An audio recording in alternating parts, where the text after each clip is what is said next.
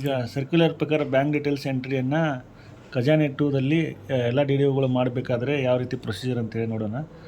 Drawing and dispersing ರೋಲನ್ನು switch ಮಾಡಬೇಕು. ಮಾಡಿ ಸಬ್ಮಿಟ್ ಕೊಟ್ಟ ನಂತರ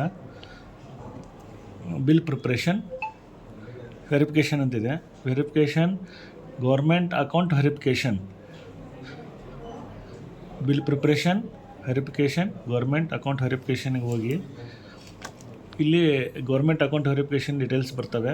ಇಲ್ಲಿ ಅಡ್ಮಿನಿಸ್ಟ್ರೇಟಿವ್ ಡಿಪಾರ್ಟ್ಮೆಂಟ್, ಡೈರೆಕ್ಟರಿ ಡಿಪಾರ್ಟ್ಮೆಂಟ್, ನಿಮ್ಮ ಡಿ ಡಿ ಒ ಆಫೀಸಿನ ಡೀಟೇಲ್ಸ್ ಬರ್ತವೆ. ಅಂದರೆ ಡಿ ಡಿ ಒ ಪೋಸ್ಟ್ ಬರ್ತದೆ, D D O name, field office details ಎಲ್ಲ ಬರ್ತದೆ. Does the office have any government account ಮ್ಯಾಫ್ಡ್ ಅಂತಿದೆ. ಗೌರ್ಮೆಂಟ್ ಅಕೌಂಟ್ ಯಾವುದಾದ್ರೂ ಇದ್ದರೆ, ಬ್ಯಾಂಕ್ ಅಕೌಂಟ್ಸ್ ಇದ್ದರೆ ಎಸ್ ಅನ್ನಬೇಕು, ಇರದಿದ್ದರೆ ನೋ ಅನ್ನಬೇಕು. ಒಂದು ವೇಳೆ ನಿಮ್ಮ ಯಾವುದೇ ಬ್ಯಾಂಕ್ ಅಕೌಂಟ್ ಇರಲಿಲ್ಲ, ನೋ ಅಂತ ಸೆಲೆಕ್ಟ್ ಮಾಡಿ ಇಲ್ಲಿ ರಿಮಾರ್ಕ್ ಇದೆಯಲ್ಲ, ಇಲ್ಲಿ ನೋ ಅಕೌಂಟ್ಸ್ ಅಂತ ಬರೀಬೇಕು. This office not have any government accounts ಅಂತ ಬರೋದು ಇಲ್ಲಿ ಸರ್ಟಿಫೈ ಮಾಡ್ಬೋದು. ಒಂದು ವೇಳೆ ನೆಕ್ಸ್ಟ್ ಯಾವುದೇ ಬ್ಯಾಂಕ್ ಅಕೌಂಟ್ ಇರದೇ ಇರ್ತಕ್ಕಂಥ ಆಫೀಸ್ ಇಷ್ಟು ಮಾಡಿ ಸರ್ಟಿಫೈ ಮಾಡಿದರೆ ಮುಗಿದೋಗ್ತದೆ. ಒಂದು ವೇಳೆ ಬ್ಯಾಂಕ್ ಅಕೌಂಟ್ಸ್ ಇರ್ತವಲ್ಲ, ಈಗ ಫಾರ್ ಎಕ್ಸಾಂಪಲ್ ತಾಲೂಕ್ ಪಂಚಾಯತಿ ಆಫೀಸ್ನಲ್ಲಿ SBM ಅಕೌಂಟ್ ಇರ್ತದೆ, ಬೇರೆ ಬೇರೆ ಬ್ಯಾಂಕ್ ಅಕೌಂಟ್ಸ್ ಇರ್ತಕ್ಕಂಥ ಆಫೀಸ್ಗಳು ಇಲ್ಲಿ ಎಸ್ ಅಂತ ಕ್ಲಿಕ್ ಮಾಡಬೇಕು. ಮಾಡಿ ಇಲ್ಲಿ ಬ್ಯಾಂಕ್ ನೇಮನ್ನು ಸೆಲೆಕ್ಟ್ ಮಾಡ್ಕೋಬೇಕು. ಫಾರ್ ಎಕ್ಸಾಂಪಲ್ SBI ಅಂತಿದ್ರೆ SBI ತಗೋಬೇಕು, ಸ್ಟೇಟ್ ಬ್ಯಾಂಕ್ ಆಫ್ ಇಂಡಿಯಾ.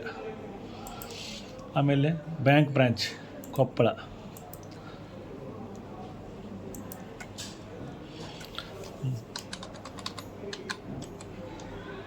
ಅಂತಿದ್ರೆ ಕೊಪ್ಪಳ. ಕಸ್ಟಮರ್ ID, ಬ್ಯಾಂಕ್ ಪಾಸ್ಬುಕ್ನಲ್ಲಿಯೇ ಇರ್ತಕ್ಕಂಥ ಕಸ್ಟಮರ್ IDಯನ್ನು ಇಲ್ಲಿ ಎಂಟ್ರಿ ಮಾಡಬೇಕು. ಕಸ್ಟಮರ್ ID ಎಂಟ್ರಿ ಮಾಡಬೇಕು. ಕಸ್ಟಮರ್ ನೇಮ್, ಇಲ್ಲಿ ಕಸ್ಟಮರ್ ನೇಮ್ STO ಏನೋ ಒಂದೇ. For example backward class extension officer BCM. ಈ ಟೈಪ್ ಬ್ಯಾಂಕ್ ಕಸ್ಟಮರ್ ನೇಮನ್ನು ಎಂಟ್ರಿ ಮಾಡಬೇಕು. ಆಮೇಲೆ ಅಕೌಂಟ್ ನಂಬರ್ ಹಾಕಬೇಕು. ಅಕೌಂಟ್ ನಂಬರ್ 1 2 3 4 5 6 ಅಕೌಂಟ್ ನಂಬರ್ ಹಾಕಿ. ಆಮೇಲೆ account type, cash current account ಇದೆಯಾ, ಲೋನ್ ಅಕೌಂಟ್ ಇದೆಯಾ, ಸೇವಿಂಗ್ ಅಕೌಂಟ್ ಇದೆಯಾ, ಯಾವುದಿದೆ ನಿಮ್ಮದು ಅಪ್ರೋಪ್ರಿಯೇಟ್ ಬ್ಯಾಂಕ್ ಅಕೌಂಟ್ ಟೈಪನ್ನು. ಕರೆಂಟ್ ಅಕೌಂಟ್ ಇದ್ದರೆ ಕರೆಂಟ್ ಅಕೌಂಟ್ ಸೆಲೆಕ್ಟ್ ಮಾಡಿ ಅಕೌಂಟ್ ಟೈಪನ್ನು ಎಂಟ್ರಿ ಮಾಡಬೇಕು. SB ಇದ್ದರೆ SB ಅಂತ ಸೇವಿಂಗ್ ಅಕೌಂಟನ್ನು ಸೆಲೆಕ್ಟ್ ಮಾಡಬೇಕು. ನೆಕ್ಸ್ಟು ಅಕೌಂಟ್ ಓಪನಿಂಗ್ ಇಯರ್, ಯಾವ ಇಯರ್ದಲ್ಲಿ ಅಕೌಂಟು ಓಪನಿಂಗ್ ಆಗಿದೆ. ಆಫ್ಟರ್ 2017 ಆಗಿದ್ದರೆ 2017 ನಂತರ ಅಕೌಂಟ್ ಕ್ರಿಯೇಟ್ ಆಗಿದ್ದರೆ ಇದನ್ನು ಸೆಲೆಕ್ಟ್ ಮಾಡಬೇಕು. ಬಿಫೋರ್ ಇದ್ದರೆ ಬಿಫೋರ್ ಸೆಲೆಕ್ಟ್ ಮಾಡಬೇಕು. ಆಫ್ಟರ್ 2017 ನಂತರ ಆಗಿದ್ದರೆ ಒಂದು ಸೆಲೆಕ್ಟ್ ಮಾಡಿಕೊಂಡು year in which account was opened, 2018 ಆಗಿದೆಯಾ, 19 ಆಗಿದೆಯಾ, 20 ಆಗಿದೆಯಾ, 21 ಆಗಿದೆ ಸೆಲೆಕ್ಟ್ ಮಾಡಿಕೊಂಡು ಆಮೇಲೆ ಸ್ಕೀಮ್ ಟೈಪ್, ಈ ಸ್ಕೀಮ್ ಟೈಪಲ್ಲಿ ಎಂಟ್ರಿ ಮಾಡಬೇಕು. ಯಾವ ಸ್ಕೀಮಿಗೆ ಸಂಬಂಧಪಟ್ಟದ್ದಂಥ ಬ್ಯಾಂಕ್ ಅಕೌಂಟ್ ಅಂತಕ್ಕಂಥದ್ದನ್ನು ಇಲ್ಲಿ ನೀವು ಎಂಟ್ರಿ ಮಾಡಬೇಕು. ಆಮೇಲೆ ಸ್ಕೀಮ್ ನೇಮನ್ನು ಎಂಟ್ರಿ ಮಾಡಬೇಕು. ಫಾರ್ ಎಕ್ಸಾಂಪಲ್ NREG ಈ ಟೈಪು. ಸ್ಕೀಮ್ ಅಂದರೆ ಹೆಡ್ ಆಫ್ ಅಕೌಂಟ್ ಇರ್ತದೆ, scheme name.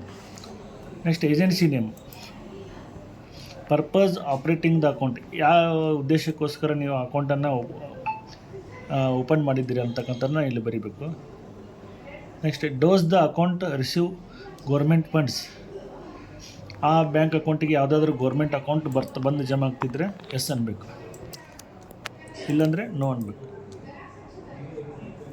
Is the account audited yearly, ಆ ಅಕೌಂಟು ಪ್ರತಿ ವರ್ಷ ಆಡಿಟ್ ಆಗಿದ್ದರೆ ಎಸ್ ಅನ್ನಬೇಕು, ಇಲ್ಲಾಂದರೆ ನೋ ಅನ್ನಬೇಕು. ಆಡಿಟ್ ಆಗ್ತಾ ಇದ್ದರೆ ಎಸ್ ಅನ್ನಬೇಕು.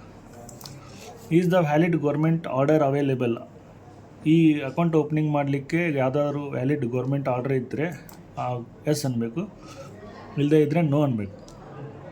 ಗೌರ್ಮೆಂಟ್ ಆರ್ಡರ್ ನಂಬರನ್ನು ಎಂಟ್ರಿ ಮಾಡಬೇಕು. ಯಾವುದೇ ಒಂದು SB ಅಕೌಂಟನ್ನು ಅಥವಾ ಕರೆಂಟ್ ಅಕೌಂಟನ್ನು ಬ್ಯಾಂಕ್ನಲ್ಲಿ ಸೆಳಿಬೇಕಾದ್ರೆ ಗೌರ್ಮೆಂಟ್ ಆರ್ಡರ್ ಇರ್ತದೆ. ಆ ಗೌರ್ಮೆಂಟ್ ಆರ್ಡರ್ ಇದ್ದರೆ ಗೌರ್ಮೆಂಟ್ ಆರ್ಡರ್ ನಂಬರ್ ಎಂಟ್ರಿ ಮಾಡಬೇಕು.